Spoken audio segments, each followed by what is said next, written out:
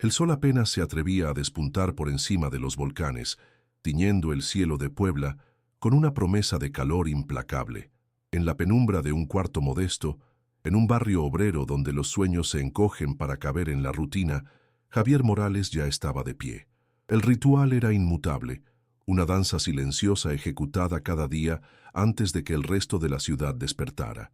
El chirrido familiar de la cafetera, el aroma a café barato mezclándose con el olor a humedad de las paredes, el agua fría salpicando su rostro para ahuyentar los últimos vestigios de un sueño que rara vez ofrecía descanso.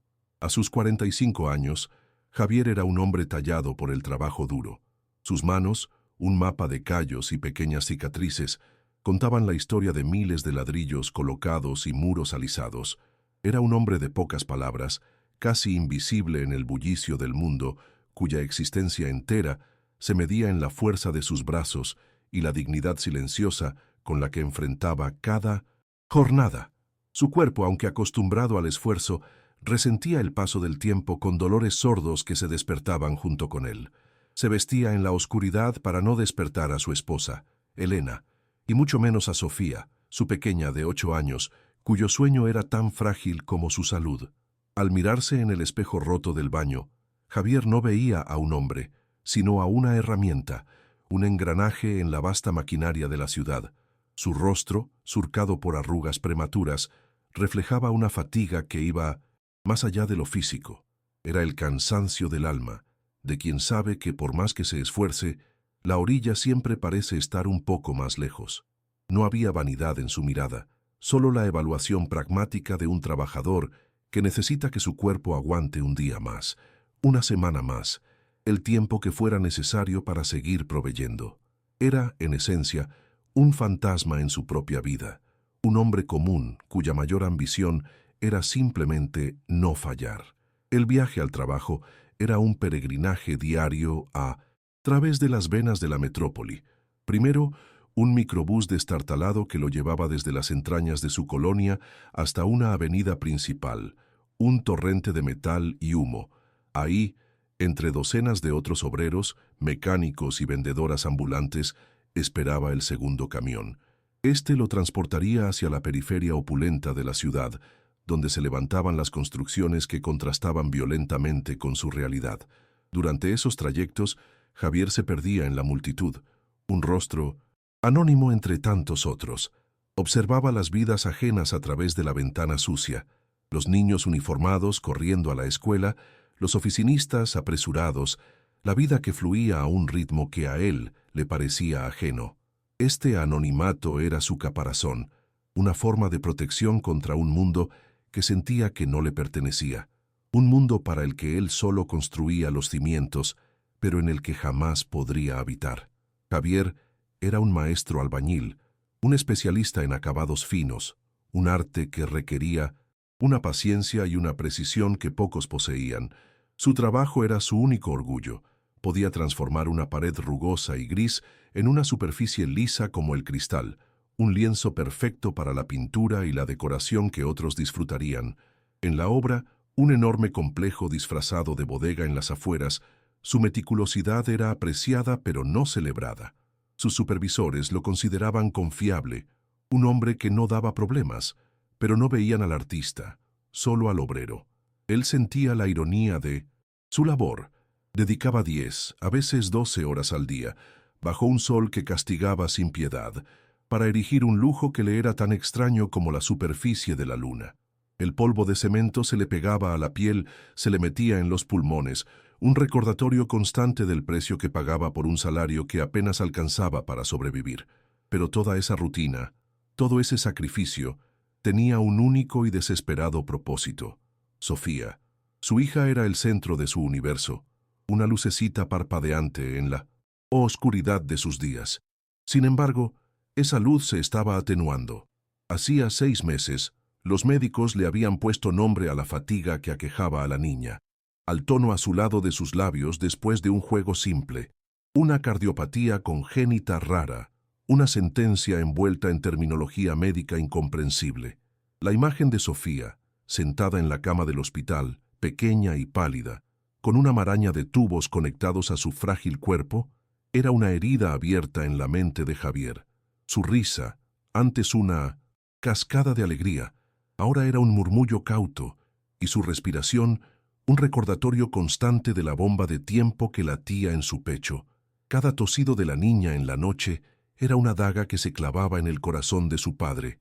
La solución, le habían dicho, existía. Una cirugía compleja, de altísimo riesgo, pero con buenas probabilidades de éxito. El problema no era la medicina, sino el dinero. La operación solo se realizaba en un hospital especializado en Houston, Texas, y el costo total, incluyendo traslados, tratamiento y recuperación, ascendía a una cifra que para Javier era una fantasía, casi 3 millones de pesos. Era una cantidad tan monumental, tan fuera de su alcance, que bien podría haber sido una condena de muerte directa.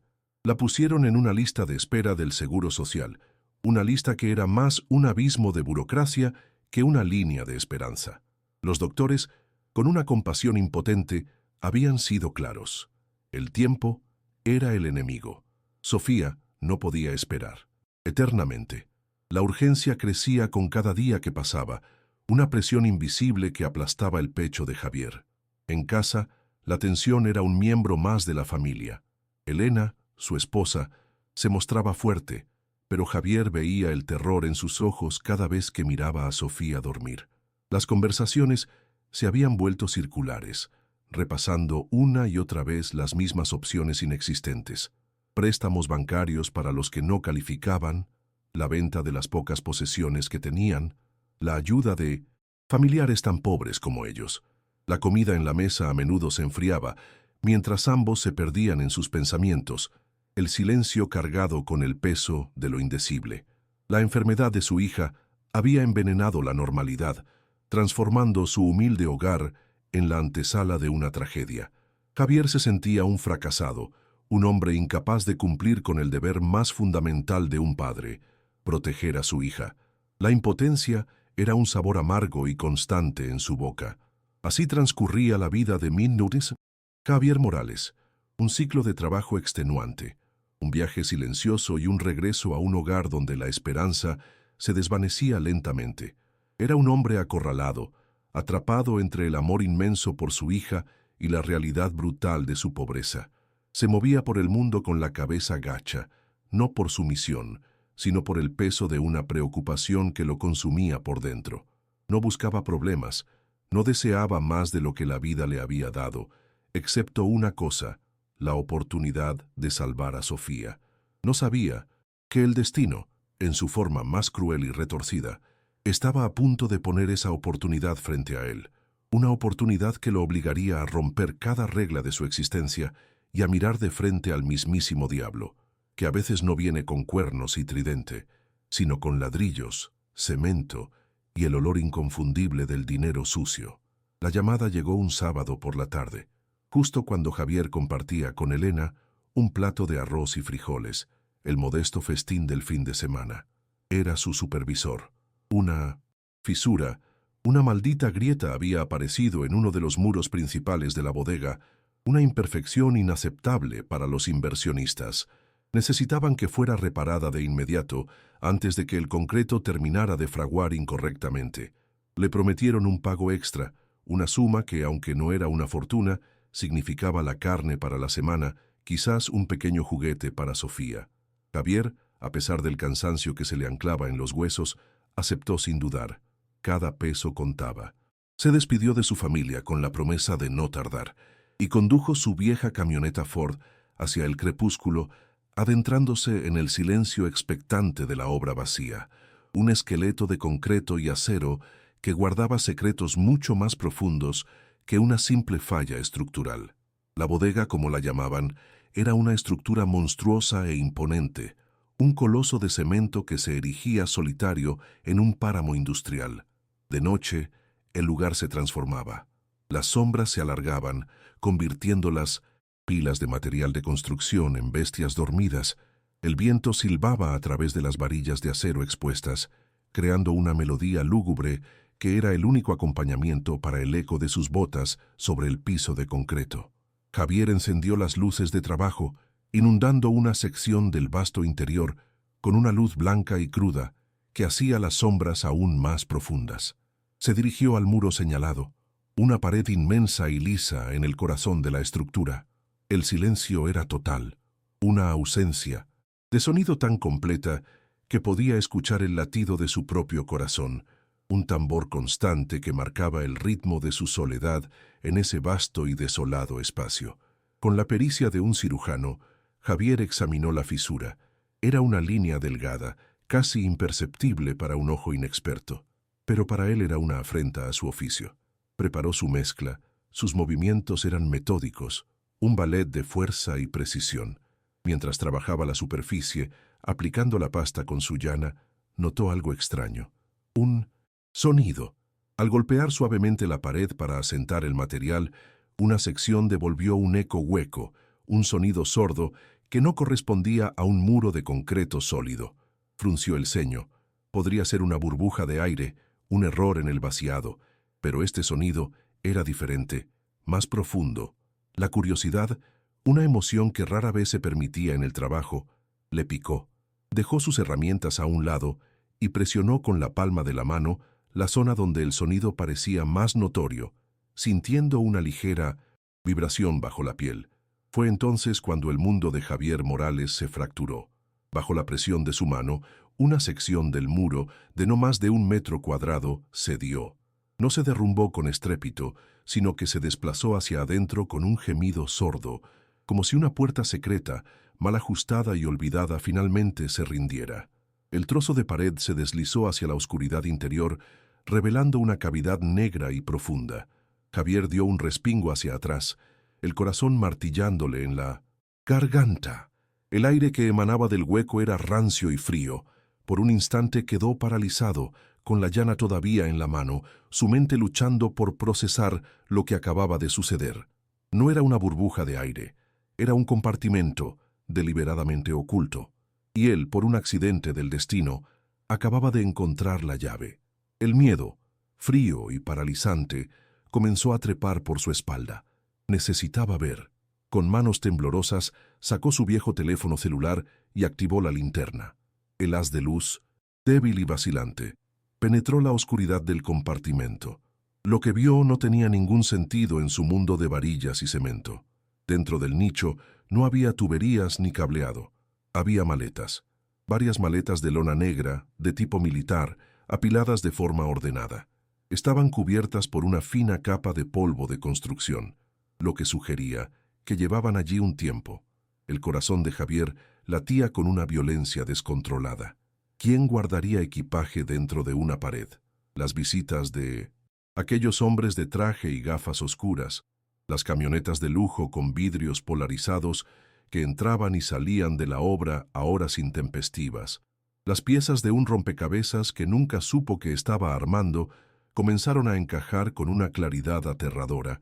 El miedo luchaba contra una curiosidad febril. Sabía que debía alejarse, sellar el muro y olvidar lo que había visto, pero no pudo. Era como si una fuerza externa lo estuviera guiando. Se arrodilló, extendió una mano temblorosa hacia la maleta más cercana y tiró de la cremallera. El sonido del metal deslizándose en el silencio de la bodega fue ensordecedor. Abrió la lona y el haz de luz de su teléfono iluminó el contenido. Javier contuvo el aliento. Paquetes. Docenas de paquetes rectangulares, envueltos en plástico transparente y perfectamente alineados. Eran fajos de billetes de 500 pesos. Una montaña de dinero, tan vasta que su mente no podía comprenderla. Olía a tinta fresca, a plástico y a algo más. Un olor químico y seco. El poder crudo y abrumador del contenido de esa maleta lo golpeó como una fuerza física, dejándolo sin aire. De repente, la cifra que le habían dado los doctores en el hospital resonó en su cabeza con la claridad de una campana. Millones de pesos. Miró la pila de dinero, luego otra maleta y otra más. Había suficiente allí, más que suficiente. Por un instante fugaz, una oleada de esperanza salvaje lo inundó. Vio el rostro de Sofía, no pálido y enfermo, sino sonriendo, corriendo en un parque bajo el sol de Texas. Vio a Elena llorando, pero de alivio. La solución a su pesadilla, la respuesta a sus plegarias, estaba allí, a su alcance, en un oscuro agujero en una pared. El dinero no era solo papel, era la vida de su hija, era el futuro que le habían robado. La tentación fue tan poderosa, tan visceral, que eclipsó todo lo demás, transformando el hallazgo accidental en una posibilidad tangible y desesperada. Pero tan rápido como llegó la esperanza, fue aniquilada por una ola de terror puro. Este no era el premio de una lotería. Este dinero tenía dueño, y los dueños de tales cantidades no eran personas que aceptaran una pérdida. Eran los lobos de la sierra, el cartel cuya crueldad era leyenda en la región. Historias de sus métodos, sus venganzas, se contaban en susurros en las cantinas y en los mercados. Robarles no era un delito, era un suicidio. La imagen de Sofía sonriendo fue reemplazada por visiones de horror, de lo que le harían a él, a Elena, si lo descubrían. Cerró la maleta de golpe, el sonido de la cremallera sellando su terrible secreto. Se quedó de rodillas en el suelo polvoriento, temblando incontrolablemente, el hombre invisible que acababa de tropezar con el tesoro del diablo. Su vida ordinaria había terminado en ese preciso instante. Con un esfuerzo que le pareció sobrehumano, Javier empujó el trozo de pared de vuelta a su lugar. No encajaba perfectamente. Una cicatriz visible delataba la violación del secreto. Con manos torpes y manchadas de sudor, tomó un poco de la mezcla fresca y la untó sobre la junta. Un intento patético de borrar lo que había visto. No era un trabajo de maestro, era el acto desesperado de un animal asustado tratando de cubrir sus huellas. Cada segundo que pasaba en esa bodega se sentía como una eternidad. Apagó las luces de trabajo, sumergiéndose de nuevo en la penumbra, y corrió hacia su camioneta. El motor, que normalmente tardaba en arrancar, cobró vida al primer intento, como si el viejo vehículo sintiera la urgencia de su dueño. Condujo a través de las calles desiertas de Puebla, no hacia su casa, sino sin rumbo, el volante resbaladizo por el sudor de sus palmas, su mente un torbellino de pánico y la imagen de los fajos de billetes grabada a fuego en sus retinas. Finalmente, el instinto lo guió de vuelta a la seguridad de su hogar. Entró en la casa con el sigilo de un ladrón, quitándose las botas en la entrada para no hacer ruido. La casa estaba en silencio, envuelta en la paz inocente del sueño. Caminó hasta el cuarto de su hija y se quedó en el umbral observándola. Sofía dormía, su pequeño pecho subiendo y bajando, con una irregularidad que le arañaba el alma. La luz de la luna que se filtraba por la ventana iluminaba su rostro, haciéndola parecer aún más pálida, más etérea. En ese momento, la monstruosa elección se cristalizó en su mente con una claridad brutal. Detrás de él, en la oscuridad de la ciudad, yacía un tesoro maldito que podía comprar la vida. Frente a él, bajo la luz de la luna, yacía la vida que no tenía precio, una vida que se estaba escapando, el dinero y su hija, el diablo y Dios, y él, un simple albañil atrapado en medio del abismo. La noche se convirtió en una tortura. Javier no pudo dormir. Se sentó en la pequeña cocina con una taza de café frío entre las manos, mientras las horas se arrastraban con una lentitud insoportable. Su mente era un campo de batalla. Un lado, la voz de la razón, de toda una vida de honestidad, le gritaba que olvidara el dinero, que era una trampa mortal, una sentencia de muerte segura. Le recordaba la dignidad de su pobreza, el orgullo de ganar cada peso con el sudor de su frente. Sería una locura, un acto de demencia que no solo lo destruiría a él, sino que pondría a su familia directamente en la mira de monstruos. Intentó aferrarse a esa lógica, a la moralidad que había sido el pilar de su existencia, pero la imagen de Sofía, frágil y vulnerable, la demolía una y otra vez sin piedad. Pensó en las consecuencias con un detalle aterrador. Se imaginó a los hombres del cartel llegando a su puerta. No llamarían, la echarían abajo. Se imaginó sus rostros sin expresión, sus ojos fríos como el acero. Pensó en Elena, en su grito de terror. Pensó en lo que le harían a él. Las historias que había oído no eran cuentos de hadas, eran crónicas de una brutalidad inimaginable. La perspectiva de ese dolor, de esa aniquilación, era tan real que le provocaba náuseas. Se dijo a sí mismo que ningún dinero valía ese riesgo. Era mejor seguir luchando, rezar por un milagro, esperar en la lista del Seguro Social. Era mejor ser un padre pobre y vivo que un fantasma rico cuya familia pagaría el precio de su osadía. Por un momento, la decisión pareció tomarse sola. El miedo era un argumento demasiado poderoso. Lo olvidaría todo. Pero entonces, la otra voz, la voz del padre desesperado, susurró desde lo más profundo de su ser. ¿Qué certeza había en la espera? La certeza de ver a su hija debilitarse día a día. La certeza de la impotencia, de ver cómo la burocracia y la falta de recursos le robaban a Sofía su única oportunidad. Recordó la mirada del médico, una mezcla de profesionalismo y piedad que no ofrecía consuelo, solo la fría estadística. Esta no era una elección entre el bien y el mal, se dio cuenta. El mal ya estaba presente, anidado en el pecho de su hija, creciendo con cada latido irregular. La elección era entre dos infiernos, uno posible y violento a manos del cartel, y otro seguro y lento, consumido por el arrepentimiento y el dolor de no haber hecho todo lo posible. La certeza de perder a Sofía era, en última instancia, más aterradora que cualquier sicario. La lógica de su mundo comenzó a invertirse. ¿Era realmente un robo? ¿A quién le estaría quitando ese dinero?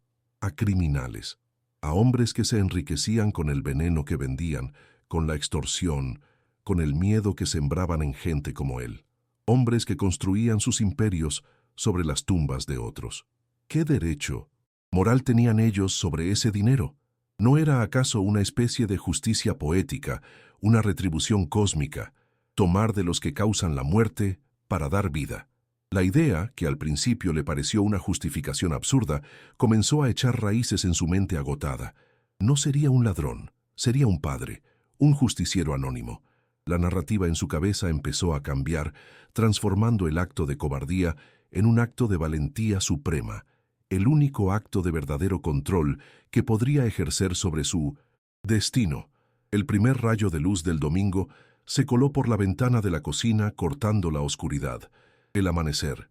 El mundo comenzaba a despertar, ajeno a la guerra que se había librado en el alma de un solo hombre.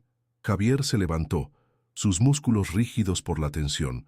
Caminó de regreso al cuarto de Sofía. La luz anaranjada del alba bañaba su rostro. En ese instante, mientras la observaba, la respiración de la niña vaciló, un pequeño y casi imperceptible ahogo en su sueño que sonó en los oídos de Javier como un trueno. Ese sonido, tan pequeño, tan terrible, fue el golpe final, fue la señal. Todo el miedo, toda la duda, toda la moralidad se desvaneció, quemada por la urgencia feroz de ese pequeño espasmo. El miedo al cartel seguía ahí, pero ahora era un ruido de fondo, eclipsado por el terror primordial de perderla. Una calma gélida se apoderó de él. La tormenta en su interior había cesado, dejando en su lugar una resolución tan dura y fría como el acero. Ya no había debate. Ya no había elección. Solo había un camino. Javier se dio la vuelta, salió del cuarto y caminó con paso firme hacia la entrada donde había dejado las llaves de su camioneta. Ya no era Javier Morales, el albañil invisible, el hombre bueno y temeroso. En el transcurso de una sola noche, había muerto y renacido como otra cosa, un padre dispuesto a descender al infierno y robarle el fuego al diablo para mantener encendida la llama de la vida de su hija. Tomó las llaves. El sol se levantaba sobre Puebla, marcando el inicio del primer día de su nueva y peligrosa existencia. La decisión estaba tomada. Era irreversible. El regreso a la bodega fue un acto de transgresión total. El sol del domingo por la mañana iluminaba el mundo con una inocencia que Javier ya no sentía. Ahora era un profanador, un fantasma que se movía por un escenario que hasta ayer era suyo, pero que ahora se sentía ajeno y hostil. No había tiempo para el miedo. La adrenalina era un combustible puro y helado en sus venas. Rompió de nuevo la pared, esta vez sin cuidado, con la urgencia de un saqueador de tumbas. Las maletas de lona eran pesadas, un peso muerto que representaba el futuro de Sofía. Vació su contenido en grandes sacos de cemento vacíos, el polvo blanco mezclándose con los fajos de billetes. Era una profanación, el dinero casi sagrado siendo cubierto por el material de su vida humilde. El simbolismo no se le escapó. Estaba enterrando su antigua vida bajo el peso de su decisión. Cargar los sacos en su vieja camioneta fue un trabajo brutal. Cada uno pesaba una barbaridad, y tuvo que hacer varios viajes desde el interior de la bodega hasta el vehículo, su espalda gritando en protesta, sus músculos quemando. La suspensión de la Ford se quejó, hundiéndose visiblemente bajo la carga extraordinaria. Parecía un milagro que los neumáticos no reventaran. Mientras se alejaba de la obra por última vez, cada crujido del chasis, cada chirrido de la suspensión, era una sinfonía de pánico.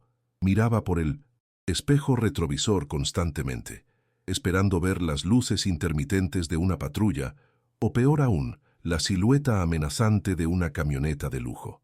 Las calles de Puebla, normalmente bulliciosas, parecían desiertas y llenas de ojos invisibles. Cada persona que veía, un posible testigo, cada coche una amenaza potencial. El aire que respiraba era espeso, casi sólido, cargado con el peso de 28 millones de pesos. Su plan, forjado en la desesperación de una noche de insomnio, era primitivo, basado en el conocimiento de su propio mundo. Condujo por más de una hora, dejando atrás la ciudad y adentrándose en el paisaje rural donde sus padres aún vivían. Llegó a la pequeña parcela de tierra, una casa humilde rodeada de corrales y campos de maíz. Sin dar explicaciones, se dirigió directamente al gallinero, un cobertizo destartalado que apestaba a tierra húmeda y excrementos. Allí, bajo las miradas perplejas de las gallinas, cavó un hoyo profundo, enterró los sacos de cemento, uno por uno, y luego cubrió el tesoro con tierra, paja y estiércol. Era el escondite perfecto en su imperfección. Nadie buscaría una fortuna debajo de un gallinero. Por un breve instante, mientras apisonaba la tierra, sintió una oleada de alivio. El dinero estaba seguro. El primer paso de su plan suicida estaba completo. Mientras tanto, en la bodega, el orden del universo del cartel comenzaba a restaurarse. Un hombre conocido como El Chacal, lugarteniente del comandante, llegó para una inspección rutinaria. Era un hombre delgado, de movimientos precisos y ojos que no se perdían nada. La cicatriz mal disimulada en la pared fue lo primero que vio. No era una grieta, era un remiendo, un trabajo burdo e insultante. No cuadraba con la meticulosidad que exigían en sus construcciones. Se acercó, pasó los dedos por la superficie rugosa y supo, con la certeza helada de la experiencia, que algo andaba muy mal. Sin una palabra, sacó su teléfono y llamó a dos de sus hombres que esperaban afuera. Su voz era tranquila, casi un susurro, pero cargada de una amenaza que helaba la sangre. «Traigan las herramientas. Tenemos que abrir esta pared ahora mismo». No hubo dramatismo, solo una eficiencia brutal. Los hombres, armados con mazos, demolieron la sección parchada en menos de un minuto. El agujero negro del compartimento secreto quedó expuesto, vacío. El chacal se asomó, iluminó el interior con la linterna de su teléfono y una quietud mortal se apoderó de la escena. El silencio fue más elocuente que cualquier grito. El dinero no estaba. La afrenta era total. El lugarteniente se irguió, su rostro una máscara de furia contenida. Sacó su teléfono de nuevo, esta vez marcando un número encriptado. La llamada fue corta y directa. «Comandante, tenemos un problema. El dinero de la bodega desapareció». Del otro lado de la línea, la respuesta no fue de pánico, sino de una calma aterradora. La calma de un depredador al que acaban de despertar. La cacería había comenzado oficialmente. La orden del comandante fue inmediata y precisa, un despliegue de recursos que demostraba el poder de su organización. No era un jefe de matones, era un estratega. Quiero los videos de seguridad de cada negocio, cada gasolinera, cada cámara de tráfico en 5 kilómetros a la redonda. Quiero un registro de cada vehículo que pasó por esta zona desde las 6 de la tarde de ayer hasta ahora. Revisen los registros de la constructora. ¿Quién trabajó horas extras? ¿Quién tenía acceso? El imbécil. ¿Qué hizo esto? Era un amateur. Dejó un rastro. Encuéntrenlo. En cuestión de minutos, una red de halcones y especialistas en tecnología se activó. No buscaban a un ladrón. Buscaban un clavo que sobresalía para martillarlo hasta hundirlo, como un ejemplo para todos los demás. La maquinaria de los lobos de la sierra se puso en marcha, implacable y metódica. No tardaron mucho. En menos de 2 horas, un halcón que monitoreaba las cámaras de una tienda de conveniencia a 1 kilómetro de la bodega encontró lo que buscaban: una vieja camioneta Ford, destartalada y cargada con lo que parecían sacos de escombro, saliendo de la zona industrial en las primeras horas de la mañana del domingo. El ángulo de la cámara captó parte de la matrícula. Un cruce rápido con los registros de la constructora y el archivo de empleados arrojó un nombre: Javier Morales, un albañil de acabados, un hombre que, convenientemente, había sido llamado para una reparación urgente la noche anterior. Tenían su foto de Minusma, empleado, su dirección, todo.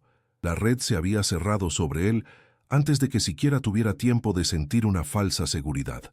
Para el cartel, Javier ya era un hombre muerto caminando. Javier estaba en su casa, el corazón todavía acelerado, intentando fabricar una fachada de normalidad.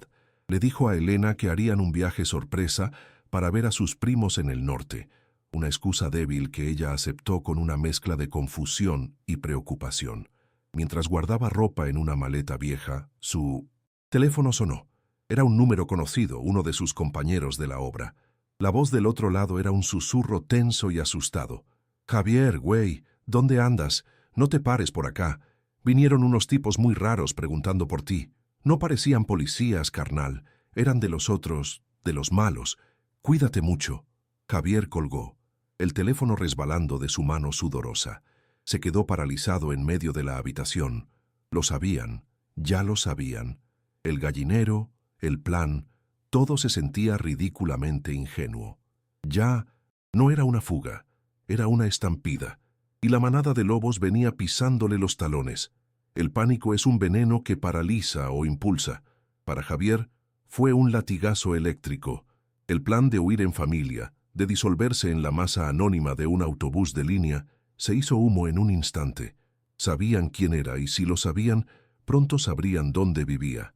Agarró a Elena por los hombros, su voz un susurro urgente y desgarrado en la quietud de su habitación.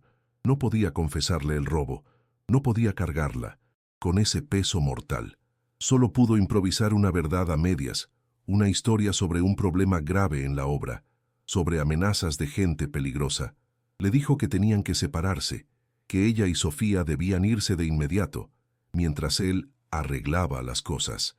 La confusión y el terror en los ojos de Elena fueron como un golpe físico, pero no había tiempo para las preguntas. El peligro era una bestia que ya arañaba la puerta. Condujo como un autómata hasta la central de autobuses de Puebla, la Capu. El lugar era un hervidero de actividad, un caos de llegadas y salidas que, en teoría, ofrecía el camuflaje perfecto. Compró 2 boletos para el destino más lejano que se le ocurrió, a un pueblo en Chiapas donde vivía una prima lejana de Elena, a la que no habían visto en años. La despedida en el andén fue una tortura silenciosa. Abrazó a Sofía con una fuerza que ocultaba su desesperación, inhalando el olor de su cabello como si fuera la última vez. Le entregó a Elena todo el dinero que tenía en la cartera, sus ahorros legítimos, y le suplicó que no lo llamara, que no intentara contactarlo bajo ninguna circunstancia. «Cuando sea seguro, yo las encontraré, te lo juro». Vio cómo subían al autobús, 2 figuras frágiles absorbidas por el gigante de metal. Se quedó allí, inmóvil, hasta que el autobús desapareció, llevándose con él su única razón para vivir. Cuando se dio la vuelta para irse, lo vio, o, más bien, lo sintió. Eran 2 hombres, parados cerca de una taquilla, pretendiendo leer un horario. No encajaban. Su quietud era depredadora en medio del caos. No llevaban equipaje.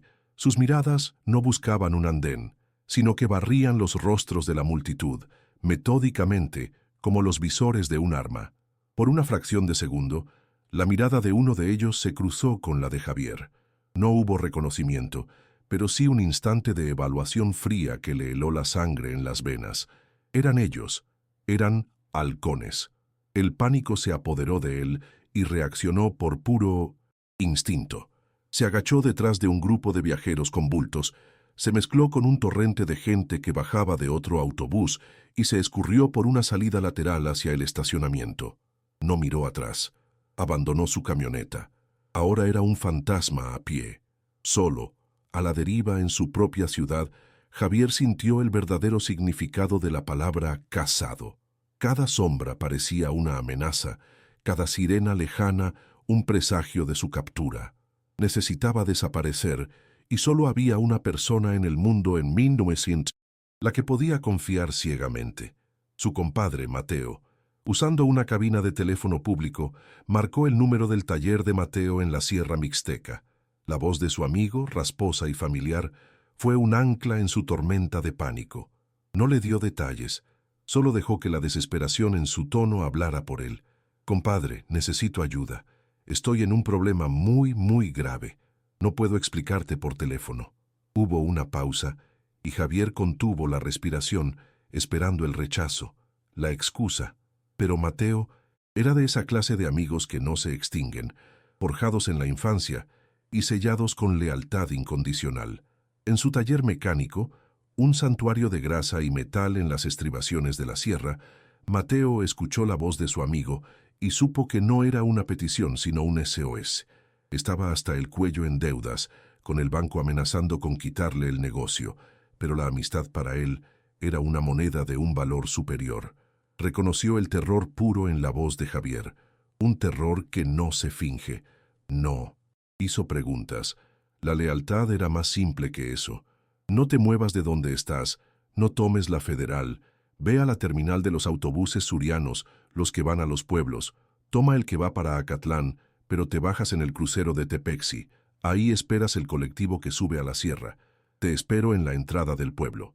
Le dio instrucciones precisas, una ruta de escape a través de las venas menos transitadas del estado, un mapa hacia el único refugio que podía ofrecerle. El viaje a la sierra. Mixteca fue un purgatorio. Javier se sentía desnudo, expuesto. Cada pasajero en los desvencijados autobuses locales era un posible espía, cada mirada un juicio. El paisaje urbano de Puebla se fue disolviendo, dando paso a una tierra de colinas áridas, cactus y caminos de terracería. El aire se volvió más delgado, más seco. Era un terreno áspero, implacable, pero por primera vez desde que había encontrado el dinero, Javier sintió una pizca de esperanza. La inmensidad de la sierra, su laberinto de cañones y senderos, parecía un lugar donde un hombre podría, si tuviera suerte, desvanecerse.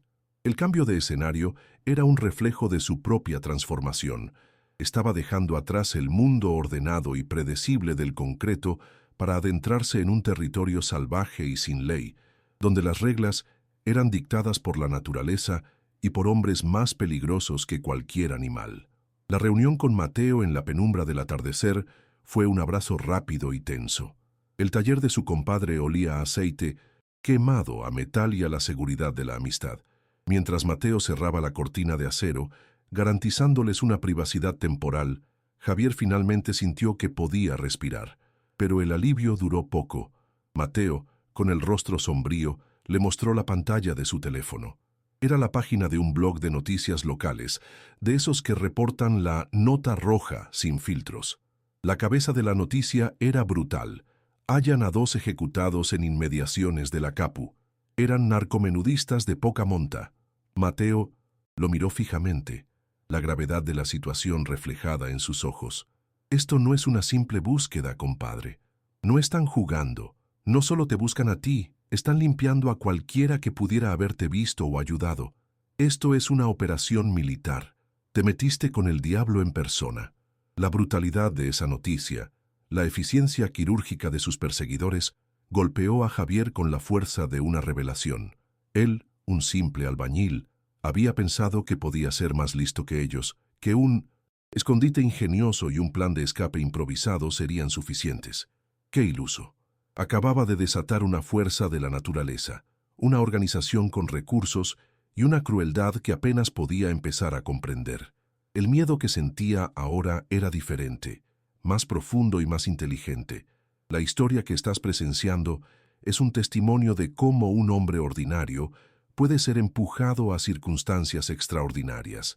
Si el suspense y la tensión de la huida de Javier te tienen al borde del asiento, no olvides suscribirte a nuestro canal para no perderte ni un segundo de cómo termina esta cacería, y déjanos un comentario diciéndonos desde qué ciudad nos estás viendo. Ahora, volvamos a la sierra, donde la noche apenas comienza y los lobos se acercan. La revelación de Mateo cayó sobre Javier como una losa de concreto. El taller, que momentos antes parecía un refugio, ahora se sentía como una trampa. Cada sombra en el exterior era un sicario en potencia, cada ruido de un motor lejano, el anuncio del fin. Viendo la palidez de su amigo, Mateo, un hombre forjado en la adversidad, reafirmó su lealtad con un apretón en el hombro. «No te voy a dejar solo en esto, compadre, para eso estamos». Su miedo era visible, pero su resolución era más fuerte. Explicó que la sierra era un laberinto que él conocía como la palma de su mano. Podían moverse de noche, usar veredas que no aparecían en ningún mapa y encontrar refugio en lugares donde la ley de los hombres no llegaba. El plan cambió. Ya no se trataba de huir lejos, sino de disolverse en la propia tierra, de volverse un fantasma en las montañas. Consciente de que su taller sería un objetivo tarde o temprano, Mateo supo que necesitaban un santuario más seguro. En lo profundo de la sierra, en una parroquia tan vieja como los cerros que la rodeaban, vivía el padre Damián. No era un sacerdote común. Era un hombre que había visto cómo el cáncer del narco se infiltraba en sus comunidades, envenenando a los jóvenes y comprando a las autoridades. Odiaba al cartel con una furia justa y silenciosa. Mateo creía que el padre, un hombre que valoraba la vida por encima de las reglas, entendería. «Él nos ayudará», dijo Mateo con convicción. «Ve el mal que esta gente hace cada día. Entenderá que a veces, para proteger a una oveja, hay que esconderla del lobo sin importar de dónde venga». El plan estaba trazado: buscar la ayuda de Dios en la tierra del diablo. El viaje a la parroquia fue una odisea a través de la oscuridad. Mateo guiaba a Javier por senderos escarpados que bordeaban precipicios, un camino que solo un lugareño podría conocer. El aire frío de la montaña cortaba la piel, y el silencio solo era roto por el crujido de sus pisadas y el ulular del viento. Arriba, un manto de estrellas de una claridad imposible parecía vigilar su huida. Javier, un hombre de ciudad acostumbrado al piso firme, tropezaba y luchaba por mantener el ritmo, sus pulmones ardiendo por la falta de aire. Esta travesía física era un bautismo, un despojo de su antigua identidad.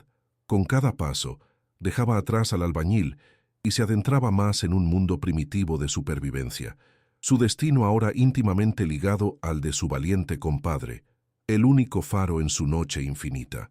Llegaron a la iglesia justo antes del alba, una silueta de piedra y fe anclada en la ladera de una montaña. Era pequeña, antigua, con un campanario que parecía apuntar directamente al cielo. El padre Damián, un hombre de rostro curtido por el sol y de mirada penetrante, los recibió en la puerta. Escuchó la historia de Mateo, una versión editada que omitía el dinero pero que transmitía la esencia del peligro mortal. El sacerdote observó a Javier. Vio la desesperación grabada en cada línea de su rostro, el terror de un hombre acorralado. No hizo muchas preguntas. Vio a un alma en tormento huyendo de un mal que él conocía demasiado bien. Con un asentimiento solemne, los condujo a una pequeña habitación en la parte trasera de la sacristía. «Aquí estarán seguros por ahora. Que Dios se apiade de nosotros», murmuró, ofreciéndoles un breve, frágil momento de paz. Pero la paz era una ilusión. En su centro de operaciones, el comandante sentía la frustración de la cacería. El albañil se había evaporado. La sierra, con su terreno impenetrable y su gente cerrada, había neutralizado su ventaja tecnológica y la fuerza bruta de sus sicarios. Se dio cuenta de que perseguir a Javier directamente era inútil. Era hora de cambiar de estrategia. Dejó de cazar al conejo para empezar a quemar el bosque. Miró el expediente de Javier Morales, la foto de su credencial de elector, su lista de contactos de emergencia. «Este hombre no es un guerrero, es un obrero, tiene raíces», dijo a sus lugartenientes. «Encuentren sus raíces». Su compadre, el mecánico, Mateo, sus padres en el campo. Quiero presión. El hombre de familia siempre sacrifica a un amigo para salvar a los suyos. Tráiganme a su amigo. La orden se ejecutó con una rapidez escalofriante. Usando informantes en el pueblo de Mateo, los sicarios del cartel no tardaron en localizar el taller mecánico. Montaron una vigilancia discreta, esperando. La trampa era sencilla y letal. Mateo, subestimando la velocidad de sus enemigos y necesitando recoger algunas herramientas y dinero para su propia huida, decidió regresar a su taller por la noche, un par de días después de dejar a Javier en la iglesia. Fue un error fatal. Apenas levantó la cortina de acero, las sombras se movieron. No hubo disparos, no hubo lucha prolongada. Fue un operativo silencioso y profesional. Lo sometieron, le cubrieron la cabeza y lo arrojaron en la parte trasera de una camioneta. Mateo, el amigo leal, el mecánico endeudado que solo quería ayudar, había caído en las garras de los lobos. En la fría soledad de la sacristía, Javier sentía una ansiedad creciente. Hacía 2 días que no sabía nada de Mateo. Encendió el teléfono desechable que su amigo le había dado, un aparato anónimo con un solo número en la agenda, el de Mateo. No tuvo que llamar. Un mensaje de un número desconocido entró casi de inmediato. Era un archivo de video. Con el corazón en un puño, lo abrió. La pantalla de su teléfono lo iluminó con una luz infernal. La imagen era temblorosa, filmada en un lugar oscuro. Era Mateo. Estaba atado a una silla, su rostro una masa de hinchazón y sangre. Apenas era reconocible. Entonces, una voz se escuchó, tranquila, casi casual, superpuesta a los gemidos de Mateo. Tenemos a tu amigo, albañil, y sabemos dónde está tu familia. El próximo video que recibas será de ellas. Sal de tu madriguera. Tienes 24 horas para entregarte. El mundo de Javier se vino abajo. El santuario se convirtió en su tumba. La esperanza de escapar, de desaparecer, se hizo añicos contra la brutal realidad de ese video. Ya no se trataba de salvarse a sí mismo. Había arrastrado a la muerte a su único amigo y había puesto a su esposa y a su hija en la mira del verdugo. El dolor fue tan intenso que lo dejó sin aliento, un abismo de culpa y rabia abriéndose en su pecho. El padre Damián entró en la habitación, atraído por el sonido ahogado de un sollozo, y vio el rostro de Javier. Ya no era el rostro de un hombre asustado. Era la máscara de un hombre que lo había perdido todo y que por lo tanto ya no tenía nada que temer. La huida había terminado. La guerra estaba a punto de comenzar. Javier le mostró el teléfono al padre Damián. La luz del video iluminó el rostro del sacerdote, y la máscara de piedad se resquebrajó, revelando una ira fría y profunda. El cura había pasado años luchando contra el cartel, con sermones y oraciones, tratando de sanar a una comunidad que se desangraba lentamente. Pero lo que vio en esa pantalla, la tortura de un hombre bueno como Mateo, fue una profanación que ninguna plegaria podía reparar. Entendió en ese instante que se enfrentaba a un mal absoluto, un mal que no podía ser exorcizado, solo destruido. Miró a Javier, vio la tormenta de furia y dolor en sus ojos y supo que la fe a veces exigía acciones más terrenales.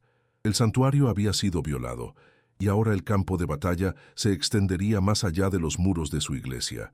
La complicidad del silencio ya no era una opción. La desesperación se calcinó y de las cenizas surgió un propósito helado. La mente de Javier, el albañil, comenzó a funcionar de una manera nueva.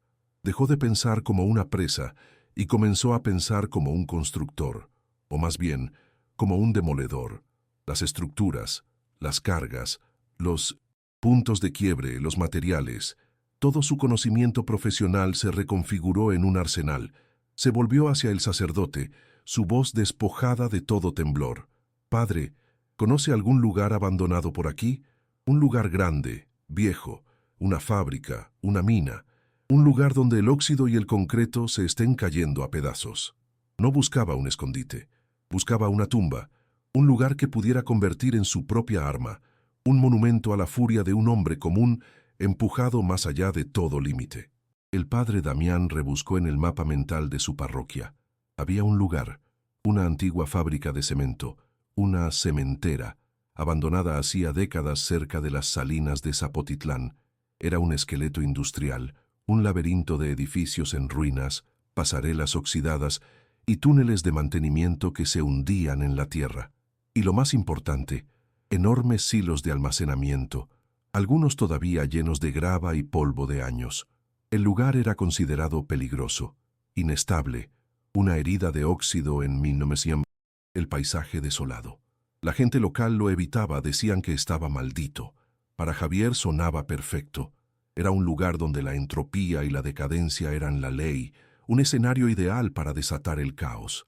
La cementera abandonada sería el teatro de su acto final, un coliseo de concreto y acero donde el cordero se preparaba para emboscar a los lobos. «No puedo ganarles con armas», le explicó Javier al sacerdote, dibujando un croquis rudimentario en el suelo polvoriento de la sacristía.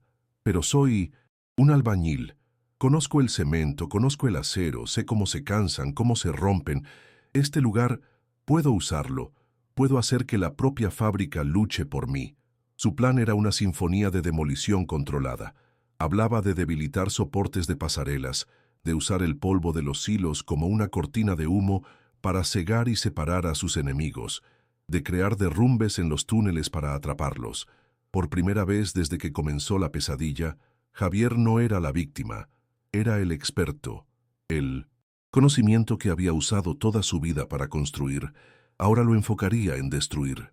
Estaba diseñando una trampa mortal, y su mente, antes ocupada con la supervivencia, ahora estaba llena de cálculos de estrés y carga. El padre Damián, superado el shock inicial, asumió su nuevo y peligroso rol en este plan desesperado.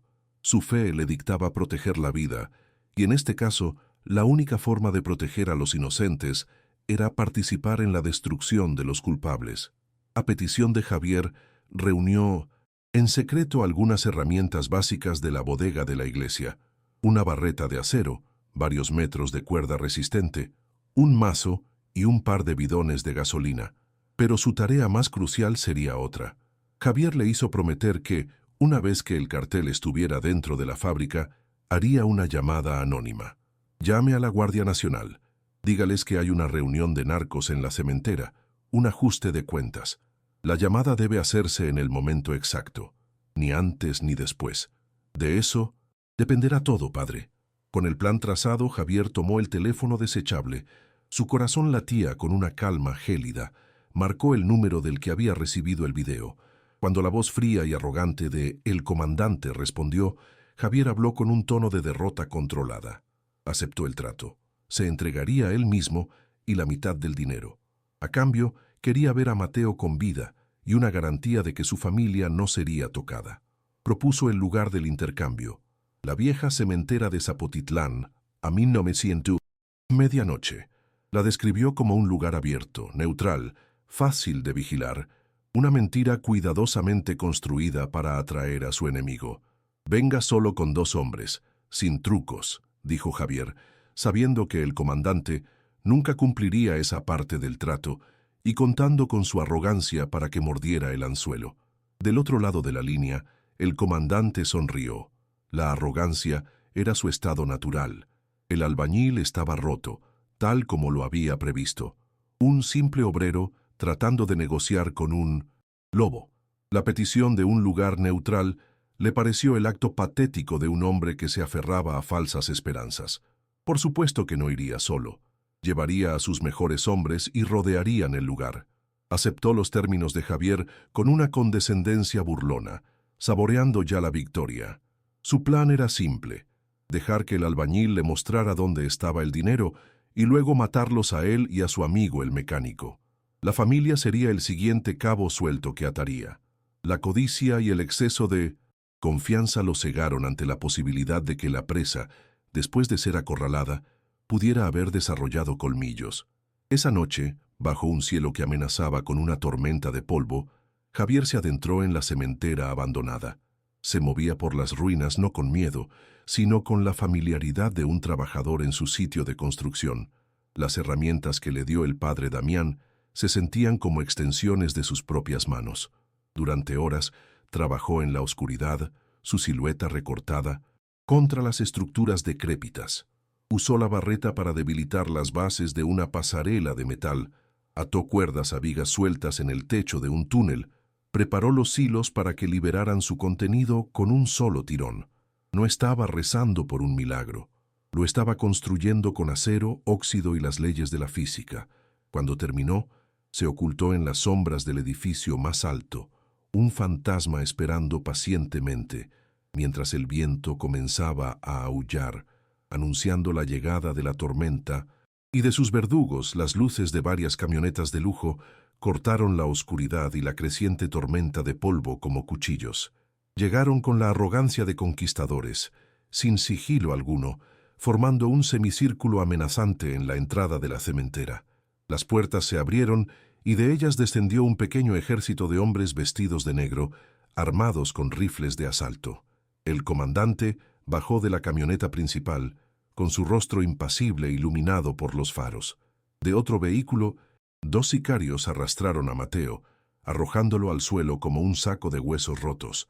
Era una demostración de poder, un mensaje claro. Las reglas las ponían ellos. El viento aullaba, levantando un velo de polvo que hacía que la escena pareciera un espejismo infernal. El comandante escudriñó la oscuridad, esperando que su presa se revelara, totalmente ajeno a que la trampa no era para la oveja, sino para el lobo. «Aquí estoy». La voz de Javier resonó desde las alturas, amplificada por la extraña acústica del lugar. Estaba oculto en las sombras de una pasarela invisible. «El dinero está en el centro del patio, como acordamos. Dejen a mi amigo y lárguense». El comandante soltó una carcajada seca y despectiva. «Las órdenes aquí las doy yo, albañil». Hizo un gesto a sus hombres. «Sepárense, rodeen el lugar, encuéntrenlo, quiero que me lo traigan vivo». En el instante en que los sicarios comenzaron a dispersarse, rompiendo su formación, Javier supo que era el momento. Con un tirón seco de Minonisí, una cuerda que tenía en la mano, ejecutó su primera jugada. No era un ataque, era una alteración del terreno de juego, una remodelación violenta del campo de batalla. Un gemido metálico y atronador resonó por toda la fábrica. La pasarela de acero sobre la que Javier ya no estaba, y cuyos soportes había debilitado, se desplomó con la furia de un gigante moribundo. La estructura de varias toneladas se estrelló contra el suelo, levantando una nube masiva de polvo de cemento y escombros que se mezcló con la tormenta de arena. El estruendo fue ensordecedor. La pasarela caída bloqueó la salida principal, creando una barrera insalvable y separando al instante a el comandante y 2 de sus guardias personales del resto de su pelotón. El caos fue inmediato. Los sicarios, cegados y desorientados, comenzaron a disparar a las sombras, sus ráfagas de balas rebotando inútilmente en el concreto y el acero, sus ecos sumándose a la cacofonía de la tormenta y el colapso. La visibilidad se redujo a 0. La combinación de la tormenta de polvo y el cemento pulverizado creó una niebla densa y asfixiante. Para los hombres del cartel, la fábrica se convirtió en un laberinto infernal y desconocido, pero para Javier era su mundo. Se movía con una certeza fantasmal a través de los túneles de mantenimiento que había memorizado, el polvo su aliado, la oscuridad su manto. Mientras los sicarios gritaban, tratando de reagruparse, Javier se deslizó por los pasadizos inferiores, el sonido de sus pasos, ahogado por el aullido del viento. No era un soldado, pero en ese entorno que él mismo había preparado, era el depredador alfa. El miedo se había transformado en un instinto agudo, y la fábrica, en una extensión de su propia voluntad de sobrevivir y vengarse. Su estrategia era dividir y conquistar, usar el pánico del enemigo en su contra. Localizó un viejo tanque de combustible oxidado en un extremo de la fábrica. Arrojó un bidón de gasolina abierto cerca de él y desde la distancia lanzó una bengala que había encontrado en una caja de herramientas. La ignición fue instantánea, una bola de fuego que rugió hacia el cielo, creando un segundo punto de caos. Varios sicarios, pensando que era el centro del ataque, corrieron hacia las llamas. Mientras estaban distraídos, Javier, desde otro ángulo, tiró de otra cuerda. Una pila de vigas de concreto pretensado, apiladas precariamente, se deslizó y colapsó, bloqueando uno de los túneles principales y atrapando a 2 de los hombres del cartel en su interior, sepultándolos bajo toneladas de escombros. No luchaba contra ellos, hacía que la fábrica los devorara. En medio del pandemonium, Mateo, cuya conciencia iba y venía, vio su oportunidad. El sicario que lo vigilaba estaba de espaldas, disparando hacia las sombras. Con un esfuerzo sobrehumano, Mateo se arrastró por el suelo hasta un trozo de metal afilado, un resto de la pasarela derrumbada. Comenzó a cortar las cuerdas que ataban sus muñecas, la adrenalina anulando el dolor de sus costillas rotas. Justo cuando el guardia se dio la vuelta, Mateo se lanzó hacia adelante, no como un ataque, sino como un peso muerto, embistiendo las piernas del sicario. Ambos cayeron detrás de una enorme maquinaria oxidada. El disparo del rifle del hombre se perdió en la noche. Fue un acto suicida, un último gesto de lealtad para darle a su compadre unos segundos preciosos. A kilómetros de distancia, en una colina que dominaba el valle, el padre Damián vio la bola de fuego iluminar el cielo. Era la señal. El corazón le latía con una fuerza que amenazaba con romperle el pecho. Sacó un viejo teléfono celular y con dedos que temblaban no de miedo, sino de una terrible determinación, marcó el número de emergencias. Cuando el operador contestó, la voz del sacerdote fue firme, irreconocible. Hay un enfrentamiento armado en la cementera abandonada de Zapotitlán. Un ajuste de cuentas. Son docenas de hombres. Parecen 2 carteles matándose entre sí. Traigan todo lo que tengan. Hay armas, automáticas por todas partes. Colgó antes de que pudieran rastrearlo, arrojando el teléfono a un barranco. Había puesto en marcha la pieza final del plan de Javier. La caballería venía en camino.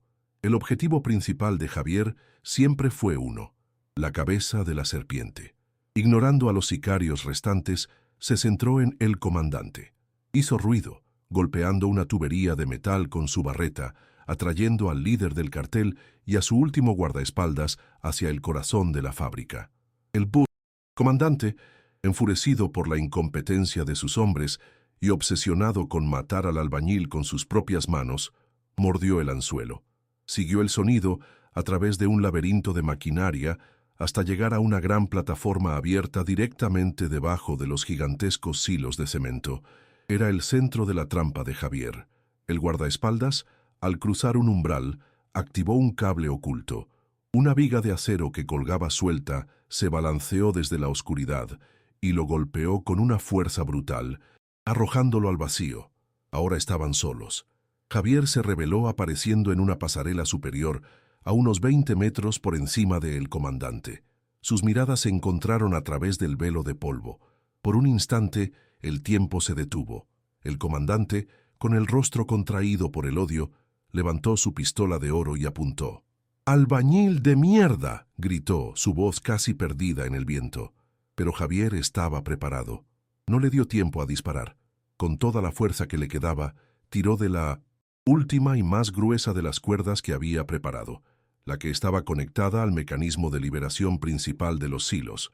El engranaje, oxidado y debilitado, cedió con un chirrido espantoso, y el infierno se desató debajo de él. No fue una fuga, fue un diluvio. El contenido de 3 silos, miles de toneladas de grava, arena y cemento endurecido por décadas de abandono, se precipitó hacia abajo en una avalancha sólida y atronadora. El comandante apenas tuvo tiempo de levantar la vista. Su rostro una máscara de incredulidad antes de ser engullido. La cascada de material no solo lo sepultó a él, sino que el peso cataclísmico hizo que toda la estructura de la plataforma y los edificios circundantes implosionara. La fábrica se devoró a sí misma en un rugido apocalíptico. Mientras el polvo se asentaba, un nuevo sonido comenzó a crecer en la distancia, mezclándose con el aullido del viento, las sirenas de la Guardia Nacional acercándose rápidamente. Javier, cubierto de polvo, observó la destrucción desde su percha, un juez solitario en el fin del mundo que él mismo había creado. Mientras las sirenas crecían hasta convertirse en un aullido ensordecedor y las luces rojas y azules de las torretas pintaban el caos con destellos fantasmales, Javier se movía. No había tiempo para la reflexión, solo para la supervivencia. Se deslizó desde su percha, bajando por una escalera de servicio oxidada, y se sumergió en el laberinto de túneles que había dejado intacto para su propia huida. Se movía con el sigilo de un animal nocturno, sus sentidos agudizados por la adrenalina. Llegó al lado opuesto del complejo industrial, a una sección derrumbada del muro perimetral que daba a la oscuridad del desierto. Se detuvo por un segundo, lanzando una última mirada a la fábrica en ruinas, ahora un enjambre de soldados y vehículos. Era un monumento a su furia, una tumba para sus enemigos. Luego, sin un sonido, se disolvió en la noche, convirtiéndose en un fantasma más en la vasta soledad de la sierra. La Guardia Nacional se encontró con una escena de carnicería y destrucción que superaba la ya violenta llamada del sacerdote. Hallaron los cuerpos de varios sicarios conocidos de los lobos de la sierra, algunos aplastados bajo toneladas de concreto, otros acribillados por el fuego cruzado en la confusión inicial. Encontraron a Mateo, malherido pero vivo, quien se convirtió en la única víctima y testigo, un sobreviviente del brutal ajuste de cuentas. El cuerpo del comandante nunca fue recuperado, sepultado para siempre en las entrañas de la fábrica que se convirtió en su mausoleo. La historia oficial, alimentada por la llamada anónima del padre Damián y la evidencia en el lugar, fue exactamente la que Javier había planeado. Una guerra interna del cartel que salió espectacularmente mal. El nombre de Javier Morales nunca apareció en ningún informe. El albañil, para las autoridades, simplemente nunca existió en esa ecuación. Moviéndose de noche, evitando caminos y pueblos, Javier tardó 2 días en volver a la casa de sus padres. Parecía un espectro, cubierto de polvo y con una mirada vacía que había visto el fin del mundo. Desenterró los sacos de cemento de debajo del gallinero. El dinero, al tacto, se sentía diferente ahora. No era la promesa de una vida, sino el peso de la muerte. Se reunió con el padre Damián una última vez, en un cruce de caminos al amparo de la noche. No se dijeron muchas palabras. El entendimiento entre ellos era total. Javier le entregó casi toda la fortuna. El sacerdote, usando la red discreta y confiable de la iglesia, se encargaría de que el dinero, limpio y anónimo, llegara a manos de Elena. Javier solo se quedó con un fajo de billetes, lo suficiente para el viaje más largo de su vida. El precio de su victoria era absoluto. Nunca volvería a ver a su compadre Mateo, quien desapareció en el sistema, ni su hogar. Con el dinero para su hija ya en un camino seguro, Javier emprendió su exilio. Se convirtió en un peregrino, sin nombre, viajando hacia el norte. Cada kilómetro que lo alejaba de Puebla era un pedazo de su alma que se quedaba atrás. Había salvado a Sofía, había cumplido la promesa que se hizo en la oscuridad de su cocina, pero en el proceso había aniquilado su propia existencia. Ya no era Javier Morales el albañil orgulloso de su trabajo, el esposo y padre. Era un hombre sin rostro, sin historia, un cascarón vacío cuyo único propósito ya se había cumplido.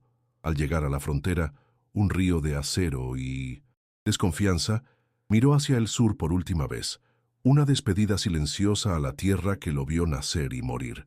Luego cruzó, disolviéndose en la vasta e indiferente multitud del otro lado, un fantasma en busca de un desierto donde olvidar. Meses después, en un parque de Houston bañado por un sol que se sentía menos hostil que el de su tierra, una niña de 8 años corría sin descanso, su risa una cascada de sonido puro y cristalino. Era Sofía.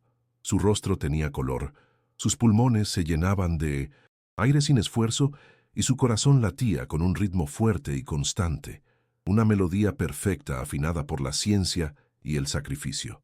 Elena la observaba desde una banca, sus ojos llenos de una mezcla de gratitud infinita y una tristeza secreta que nunca la abandonaría.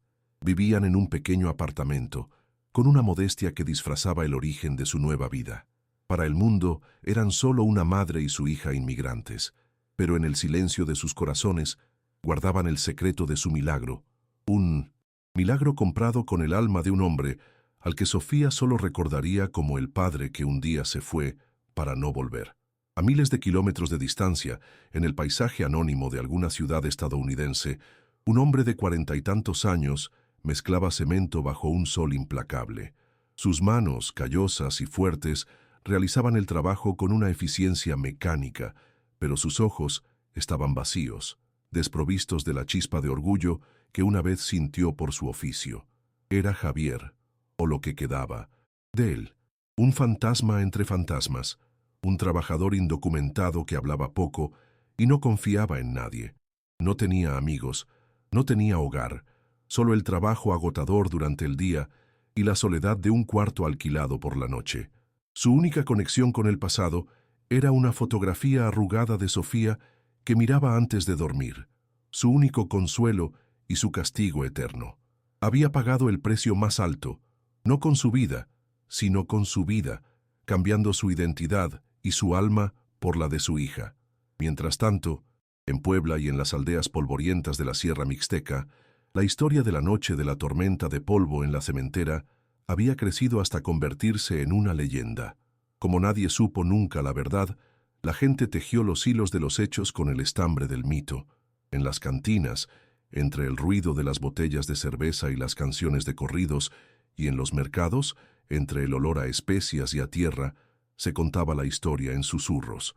No hablaban de un tal Javier Morales. Ese nombre se había perdido en el olvido. Hablaban del albañil fantasma, un espectro, decían algunos, el espíritu de un obrero asesinado por el cartel que regresó de la tumba para vengarse. Un hombre común, decían otros, que fue empujado al límite y que usó su conocimiento de la construcción para hacer que el diablo se tragara su propia casa.